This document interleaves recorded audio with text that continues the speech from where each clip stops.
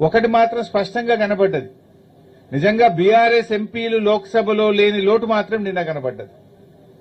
BRS ఎంపీలే ఉండి ఉంటే అప్పుడే ఆన్ ద స్పాట్ తేజస్వి సూర్యకు ధీటైనటువంటి సమాధానం మరి తెలంగాణ బిడ్డల తరఫున బీఆర్ఎస్ చెప్పుండేది. ఇవాళ 8 మంది కాంగ్రెస్ ఎంపీలు ఉన్నా, 8 మంది బీజేపీలు ఎంపీలు ఉన్నా తెలంగాణ రాష్ట్రానికి ప్రజలకు అవమానం జరుగుతుంటే పెదవులు మూసుకొని కూర్చున్నారు. మనం చూసిన మొన్ననే రాజ్యసభలో బీఆర్ఎస్ ఎంపీలు ఉన్నారు 3. కాళేశ్వరం ప్రాజెక్టు మీద కేంద్ర మంత్రి జలవనరుల మంత్రి అడగోలుగా మాట్లాడింది.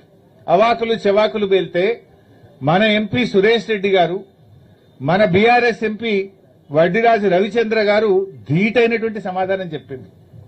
కేంద్ర మంత్రి నోరు మూపించేటువంటి విధంగా కాళేశ్వరం ప్రాజెక్టు తెలంగాణకు వరప్రదాయని, నువ్వు పిచ్చి పిచ్చి మాటలు అవగాహన లేకుండా మాట్లాడుతున్నావని అదే సభలో ఉన్న బీఆర్ఎస్ ఎంపీలు స్పీకర్ గారిని కలిసి ఒప్పించి టైం తీసుకొని రికార్డు సరిచేసిండ్రు. కేంద్ర మంత్రికి ధీటైన సమాధానం చెప్పిండ్రు. అదేమో ఒక ప్రాజెక్టుకు సంబంధించింది. ఇది యావత్ తెలంగాణ జాతిని అవమానపరిచే విధంగా, తెలంగాణ రాష్ట్ర ఏర్పాటు ప్రక్రియనే అవమానపరిచే విధంగా, తెలంగాణ 4 కోట్ల ప్రజలను ఆత్మగౌరవాన్ని దెబ్బతీసే విధంగా మాట్లాడితే 8 బీజేపీలు ఎంపీ, 8 కాంగ్రెస్ ఎంపీలుండి ఏం లాభం?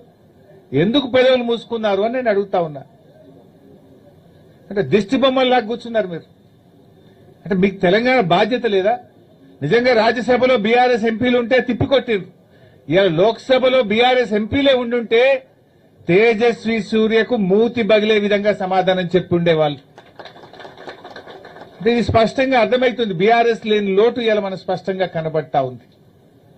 ఇప్పటికైనా నేను బీజేపీని ఒకటే డిమాండ్ చేస్తా ఉన్నా, బేషరతుగా తేజస్వి వ్యాఖ్యల మీద క్షమాపణ చెప్పండి తెలంగాణ ప్రజానికానికి. లేదంటే బీఆర్ఎస్ పార్టీ దీని విషయంలో ఊరుకోదు. బీజేపీ కూడా ఆలోచించుకోవాలి. తెలంగాణ ఆత్మగౌరవాన్ని దెబ్బతీసిన పార్టీగా, తెలంగాణ ప్రజల మనోభావాల్ని గాయపరిచిన పార్టీగా మీరు నిలబడాల్సి వస్తుంది. ప్రజలు మీకు తగిన గుణపాఠం చెప్తారు. తప్పు జరిగినప్పుడు క్షమాపణ చెప్పాలి కానీ ఇంకా వెనకేసుకొచ్చుకుంటూ కిషన్ రెడ్డి గారికి తగదని కూడా నేను ఈ సందర్భంగా తెలియజేస్తా ఉన్నా.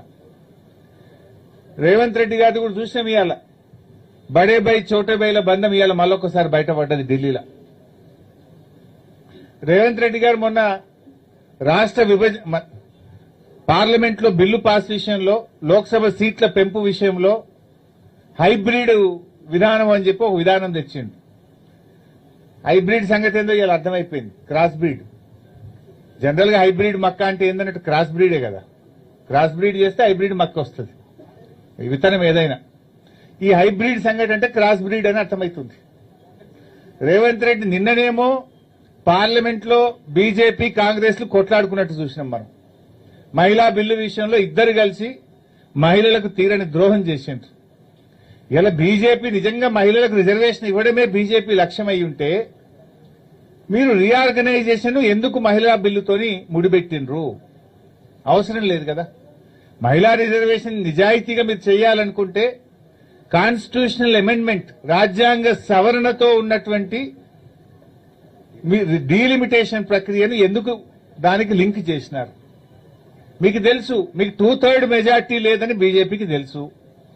మరి డీలిమిటేషన్